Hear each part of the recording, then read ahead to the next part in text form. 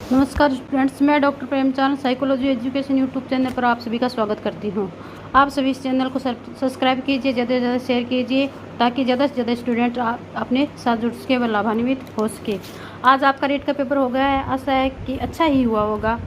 और आपने एक छोटी सी शुरुआत की थी और उसके अंदर मैंने आपको जो 7 या 6 या 7 पेपर करवाए थे और उन पेपरों में से ज़्यादातर प्रश्न है वो आज के आपके रीट के पेपर में देखने को मिल रहे हैं। इनमें आप ये मान के चलिए कि जो मैंने करवाया था उसमें से 30 प्रश्नों में से 17 या 18 प्रश्न है वो करीब करीब इस पेपर में से पढ़ रहे हैं। हाँ, आंसर आगे पीछे हो गए होंगे, लेकिन फिर भी क्या है कि अब लैंग्वेज करीब करीब उसी में ही आ रही है। तो अब मैं एक बच्चे ने मेरे को ये पेपर भेजा है, इस पेपर के अंदर मैं आपको बताती हूँ कि उसमें इसका आंसर के कौन कौन से हैं। तो इसमें पहला प्रश्न है जैसे कि शिक्षा के अधिकार अधिनियम 2009 में शिक्षक के लिए प्रति सप्ताह न्यूनतम कार्य के घंटे कितने हैं? तो कितने घंटे बताए गए हैं? 45 घंटे। कितने बताए हैं? 45। अगला प्रश्न है, एक विद्यालय के प्रधानाचार्य द्वारा विद्यार्थियों को विभिन्न संवेगात्मक समस्याओं के कारण को पहचानने और उन्हें दूर करने के लिए कौन सा अनुसंधान किया जाता है? तो कौन सा किया जाता है? क्रियात्मक अनुसंधान किया जाता है। अगला प्रश्न है, निम्नलिखित में से कौन सा सिद्धांत परिणामों द्वारा सीखने से संबंधित है? तो परिणामों द्वारा सीखने से संबंधित कौन सा है? क्रियात्मक क्रिया प्रसूत अनुबंधन का। अगला प्रश्न है, जब हम वर्तमान स्कीमा का प्रयोग कर बाह्य जगत के विश्लेषण करने हेतु करते हैं तो उसे कहा जाता है, क्या कहा जाता है? आत्मसात्मीकरण। क्या कहा जाता है? आत्मसात्मीकरण। अगला प्रश्न है, निम्नलिखित में से कौन सी प्रक्षेपी परीक्षण की विशेषता नहीं है? इसमें क्या है? नहीं पूछा है, तो ये क्या हो गया? वस्तुनिष्ठ व्याख्या। अगला प्रश्न है, निम्नलिखित में से कौन सी विशेषता प्रतिभावान विद्यार्थियों की है? तो प्रतिभावान विद्यार्थियों की क्या है? यदि कक्षा की गतिविधि अधिक चुनौतीपूर्ण नहीं होती है तो उन्हें कम प्रेरित का अनुभव है, ये ऊब जाते हैं। अगला प्रश्न है,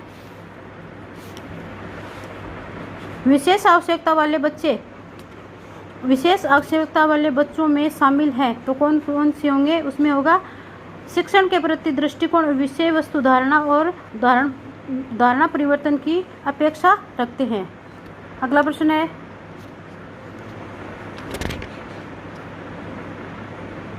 समस्या समाधान नहीं है। समस्या समाधान क्या नहीं है? यह संगीत संबंधी योग्यता के बारे में। क्या नहीं है? संगीत संबंधी योग्यता के बारे में।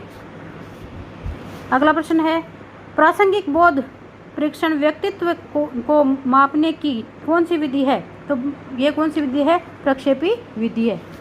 अगला प्रश्न है, निम्नलिखित में से कौन से सृजनात्मकता की ओर ले जाता है? तो क्या कौन सा ले जाता है? अपसारी चिंतन।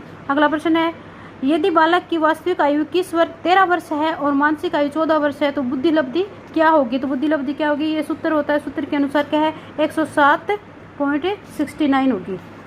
अगला प्रश्न है, सीखने का क्लासिकल कंडीशनिंग सिद्धांत प्रतिपादित किसने किया था? तो किसने किया था? पावलोव ने प्रतिपादित किया था। अगला प्रश्न है, बाल अपराध का कारण है तो बाल अपराध का कारण क्या होगा? माता पिता में अनबन रहना।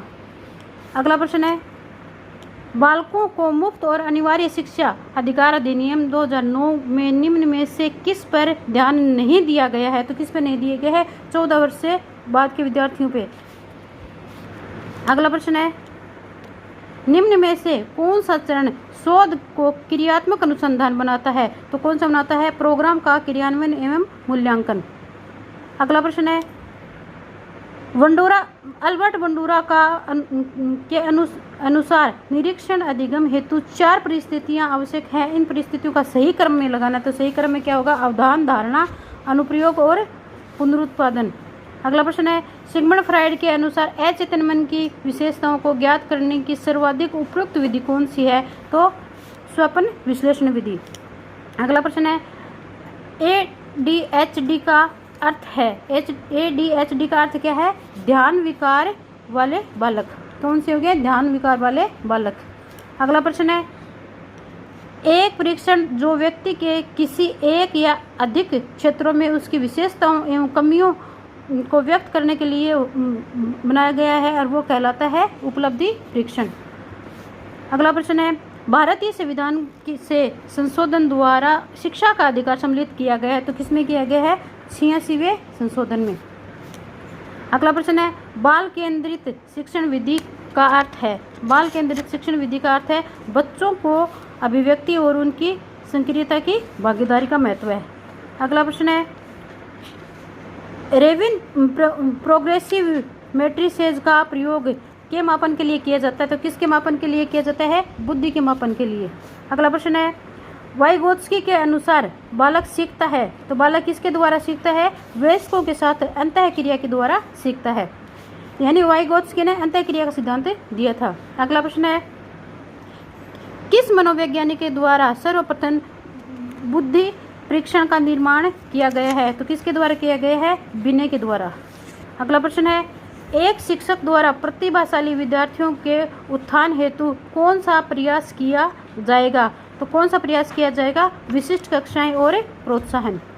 अगला प्रश्न है, NCF 2005 में कला शिक्षा को जोड़ने का उद्देश्य है, कौन सा है? सांस्कृतिक विरासत का सराहना करना।